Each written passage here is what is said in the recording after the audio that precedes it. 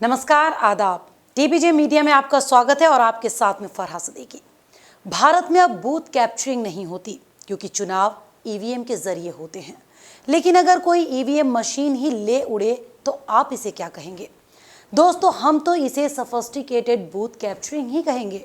और अगर EVM machine किसी रसूखदार पार्टी की गाड़ी में मिले तो मामला और भी पेचीदा हो जाता है और सवाल उठना भी लाजमी हो जाता है कि क्या भारतीय लोकतंत्र में चुनाव पारदर्शी नहीं हो सकते हैं? देश में क्यों और कब से ईवीएम का इस्तेमाल शुरू हुआ और इस ईवीएम से सबसे ज़्यादा फायदा किसे हुआ?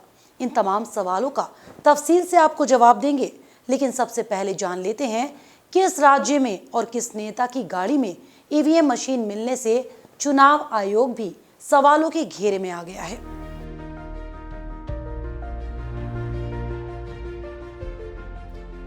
असम में 1 अप्रैल को 39 सीटों के लिए वोटिंग के महज चंद घंटों बाद सोशल मीडिया पर एक वीडियो तेजी से वायरल हुआ। इस वीडियो में एक निजी वाहन में ईवीएम ले जाते हुए दिखाया गया है। पहले ये गाड़ी बीजेपी के मौजूदा विधायक कृष्णेंदु पॉल की बताई गई। फिर जब हंगामा बढ़ा तो खबर आई कि ये गाड़ी विधायक की पत्नी मधुमिता पॉल के नाम पर रजिस्टर्ड है। हंगामा होने के बाद विपक्षी पार्टियां भी हमलावर हो गईं और मामला चुनाव आयोग के संज्ञान में लाया गया। लेकिन एक प्राइवेट गाड़ी में ईवीएम मशीन ले जाने पर चुनाव आयोग ने जो सफाई दी वो भी कुछ कम दिलचस्प नहीं है। चुनाव आयोग ने कहा कि वोटिंग के बाद सुरक्षा बलों की निगरानी में ईवीएम वाली सभी गाड़ियां रास्ते से गुजर रही थीं। रात का समय था, बारिश बहुत तेज थी और जाम भी खूब था। इसी बीच पोलिंग पार्टी की एक गाड़ी खराब हो गई, जबकि बाकी गाड़ियां आगे निकल गईं। उसी गाड़ी में मौजूद पोल पार्टी ने सेक्टर ऑफिसर अजय सूत्रधार को फोन करके घटना की जानकारी दी। उन्हें दूसरी गाड़ी भेजने का आश्वासन दिया गया। लेकिन इसी बीच तेज बारिश को देखते हुए पोल पार्टी ने एक प्राइवेट गाड़ी से लिफ्ट ले ली। पोल पार्टी को इस बात की जानकारी नहीं थी कि गाड़ी किसकी है। गाड़ी में जब किसी ने ईवीएम देखी तो हंगामा हो गया और वहां करीब 50 लोगों की भीड़ ने पोल पार्टी को बंधक बना लिया और हंगामा काट दिया। अब यहाँ दिलचस्प बात देखिए कि चुनाव आयोग ने अपनी प्रेस रिलीज में जो समय लिखा वो दोनों जगह अलग अलग है। एक जगह लिखा गया है कि भीड़ ने 10 बजे गाड़ी रोकी, जबकि दूसरी जगह लिखा है 9:45 पर गाड़ी रोकी गई और भीड़ ने कर्मचारी को बंधक बना लिया। अब सवाल ये उठता है कि गाड़ी रोके जाने से पहले ही पोल पार्टी के कर्मचारी को बंधक कैसे बना लिया गया?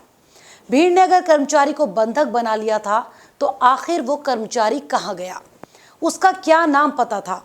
इसका जवाब चुनाव आयोग के पास नहीं है। लेकिन चुनाव आयोग ये दावा जरूर कर रहा है कि ईवीएम को रात 11:20 पर सुरक्षित बचा लिया गया और स्ट्रांग रूम में भी रख दिया गया।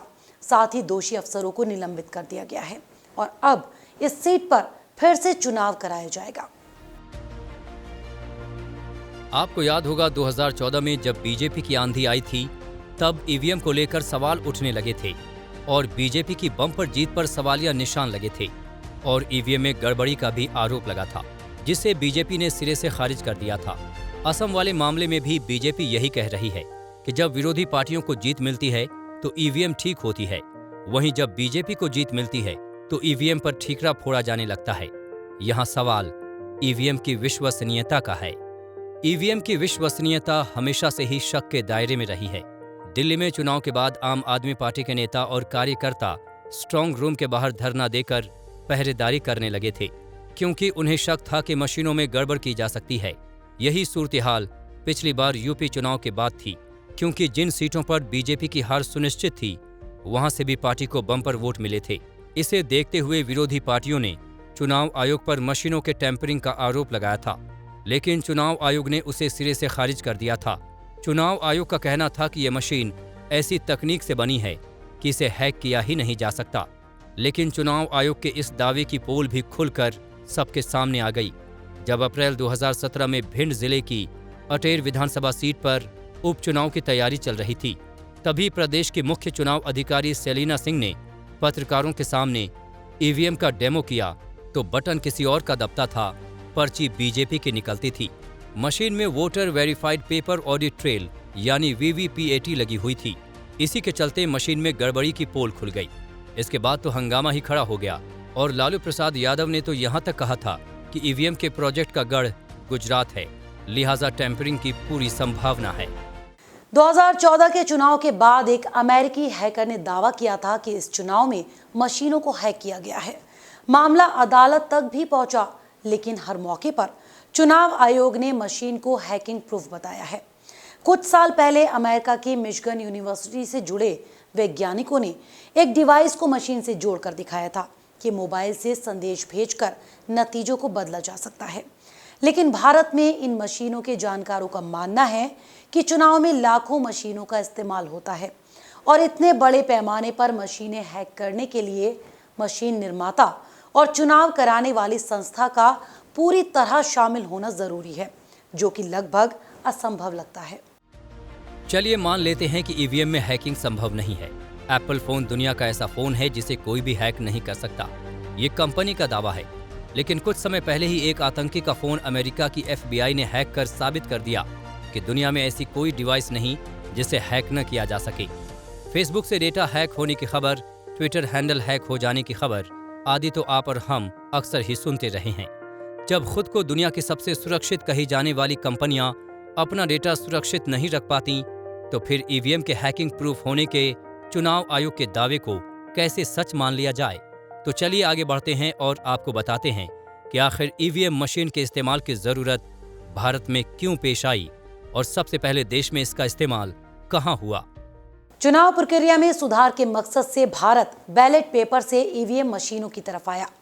बैलेट पेपर के जमाने में होने वाली बूथ कैप्चरिंग, ट्रक के ट्रक मतपत्र बदलने और चुनाव कर्मियों के साथ होने वाली हिंसक घटनाएं जिन्हें याद हैं, वो इसे दोबारा लागू करने की सलाह सपने में भी नहीं देंगे।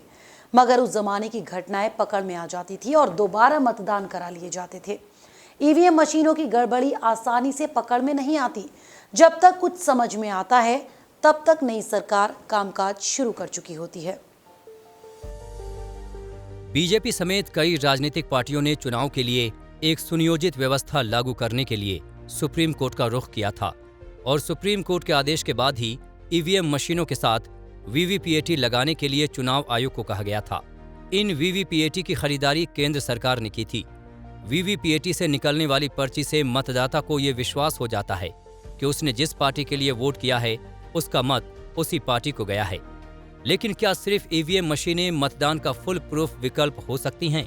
यूपी विधानसभा चुनाव के चौथे चरण के दौरान इलाहाबाद की सुराउं सीट के बूथ क्रमांक 13 पर ईवीएम मशीन ने 2699 वोट दिखाए थे, जबकि वहां कुल मतदाता ही 1080 थे। ईवीएम की पहली गड़बड़ी 2004 में असम में दर्ज की गई थी, जब वहां ईवीएम डेमो के दौरान कोई भी बटन दबाने पर वोट बीजेपी को ही पड़ रहा था। लोगों के मन में आशंका के बीज वहीं असम से शुरू होकर फिर असम पर ही जाती दिखाई दे रही है। ईवीएम का इस्तेमाल भारत में पहली बार 1982 में केरल विधानसभा चुनाव के दौरान हुआ था। तब 50 पोलिंग स्टेशन में एक प्रयोग के तौर पर इसका इस्तेमाल हुआ था, लेकिन ये चुनाव विवादों में आ गया था क्योंकि ईवीएम की उपयोगिता पर सवाल उठाते हुए सुप्रीम कोर्ट ने मतदान खारिज कर दिया था और इन 50 पोलिंग स्टेशनों पर दोबारा बैलेट पेपर से वोटिंग करवाने का आदेश दिया था। अपने फैसले में सुप्रीम कोर्ट ने कहा था कि ईवीएम को तब तक इस्तेमाल नहीं किया जा सकता जब तक इस पर कोई स्पष्ट कानून न बने। आपको याद होगा कि 2009 में जब महाराष्ट्र समेत 3 और राज्यों के विधानसभा चुनाव होने जा रहे थे, तब बीजेपी के दिग्गज नेता लाल कृष्ण आडवाणी ने चुनाव आयोग पर ईवीएम के इस्तेमाल को लेकर सवाल उठाते हुए राजनीतिक हलकों में तूफान मचा दिया था।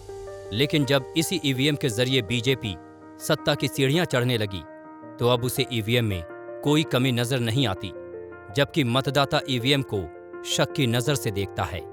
अभी तक आपने भारत की ईवीएम का हाल जाना और आगे बढ़ते हुए एक नज़र दुनिया में इस्तेमाल होने वाली वोटिंग मशीनों पर भी डाल लेते हैं कि इस देश में ये वोटिंग मशीन कितनी कामयाब है और कहां इस पर पाबंदी लगा दी गई है।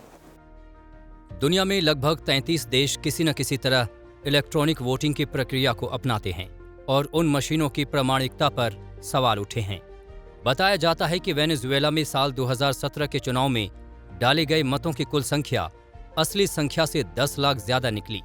अर्जेंटीना के राजनेताओं ने मतों की गोपनीयता और नतीजों में छेड़छाड़ की आशंकाएं जताते हुए ई वोटिंग कराने की योजना से किनारा कर लिया है।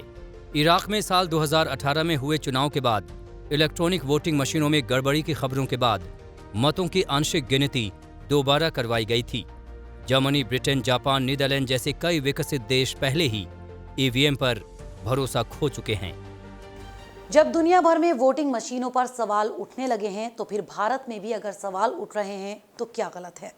अगर एक वोटिंग मशीन के जरिए लोकतंत्र का चरित्र और चेहरा दागदार हो रहा है तो फिर इसे बदलने में हर्ज क्या है? लोकतंत्र में निष्पक्ष और पारदर्शी चुनाव कराना एक बड़ी जिम्मेदारी है। लिहाजा मतदान प्रक्रिया का कोई विश्वसनीय, पारदर्शी और मुकम्मल विकल्प खोजना पड़ेगा, वरना एक मशहूर शेर का ये मिसरा चरितार्थ होने में देर नहीं लगेगी कि लम्हों ने खता की थी, सदियों ने सजा पाई। तो फिलहाल मेरे साथ इस स्टोरी में इतना ही। नमस्कार।